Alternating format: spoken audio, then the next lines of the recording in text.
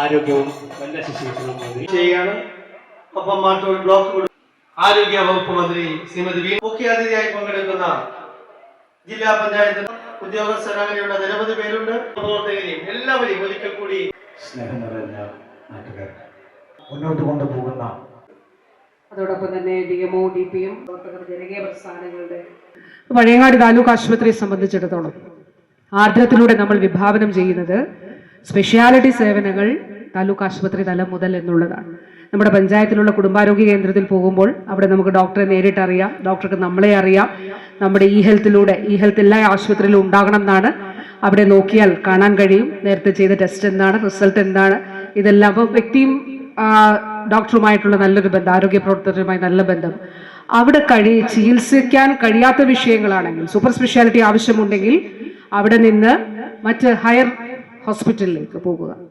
Speciality സേവനങ്ങൾ taluk hospital മുതൽ തുടങ്ങും. ഇവിടെ ബഹുമാനിയായ ജില്ലാ പഞ്ചായത്ത് പ്രസിഡന്റ് ശ്രീമതി BP ദിവ്യ കണ്ണൂർ ജില്ലാ ആശുപത്രിയിൽ 2022 കാത്ത് ലാബ് തുടങ്ങുന്നത്. ആയിരക്കണക്കിന് പ്രൊസീജിയേഴ്സ് ഇവിടെ ചെയ്തു, പ്രൈമറി ആൻജിയോപ്ലാസ്റ്റി ഉൾപ്പെടെ ആയിരക്കണക്കിന് പ്രൊസീജിയേഴ്സ്. നേരത്തെ മെഡിക്കൽ കോളേജിൽ മാത്രം, അല്ലെങ്കിൽ സ്വകാര്യ ആശുപത്രിയിൽ മാത്രം. അതാണ് ഇന്ന് നമ്മളിവിടെ സാധ്യം. മലബാർ നമ്മുടെ ക്യാൻസർ സെന്റർ MCC അവിടെ റോബോട്ടിക് സർജറി ആരംഭിച്ചു. അപ്പൊ ഇന്ന് സർക്കാർ മേഖലയിൽ ആധുനിക സൗകര്യങ്ങൾ, ഇപ്പം ആർട്ടിഫിഷ്യൽ ഇന്റലിജൻസ് വരെ ഉപയോഗിച്ചുകൊണ്ട് ഒട്ടനേകം കാര്യങ്ങൾ ചെയ്യുന്നു. ഒരു കാര്യം മാത്രമേ പറയാനായിട്ട് ആഗ്രഹിക്കുന്നുള്ളൂ. പഴയങ്ങാടി ആശുപത്രിയെ സംബന്ധിച്ചിടത്തോളം നമ്മൾ ധാരാളം ആളുകൾ ആശ്രയിക്കുന്ന ഒരു ആശുപത്രിയാണ്. ഞാനിവിടെ പലതവണ വന്നിട്ടുണ്ട്, താലൂക്ക് ആശുപത്രി സന്ദർശനത്തിന്റെ ഭാഗമായിട്ടും എത്തിയിട്ടുണ്ട്.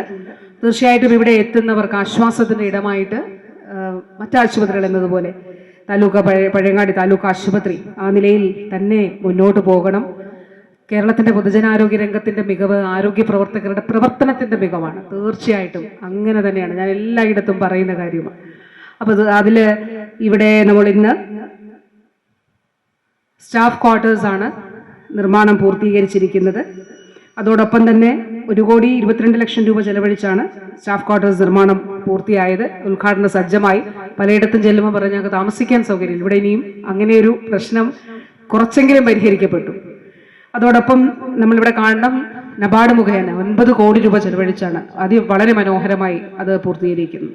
ഒരു ഓൺ കോൾ മാത്രമല്ല IP, അങ്ങനെയല്ലാതെ ഇവിടെ കിടത്തി ചികിത്സ, മറ്റു സേവനങ്ങൾ എല്ലാ നിലയിലും ലഭ്യമാകുന്ന നിലയിലുള്ള ഇടപെടൽ കൂടി ഉണ്ടാകും എന്ന് മാത്രം പറഞ്ഞുകൊണ്ട് ഔപചാരികമായി നമ്മുടെ സ്റ്റാഫ് ക്വാർട്ടേഴ്സിന്റെ ഉദ്ഘാടനം നിർവഹിച്ച് സമർപ്പിക്കുന്നതായി അറിയിച്ചുകൊള്ളുന്നു. സ്നേഹാഭിവാദ്യങ്ങൾ.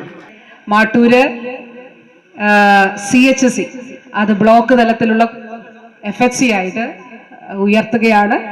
അതുകൂടി ഇവിടെ ഈ വേദിയിൽ നിർവഹിക്കുന്നതായി അറിയിച്ചുകൊള്ളുന്നു.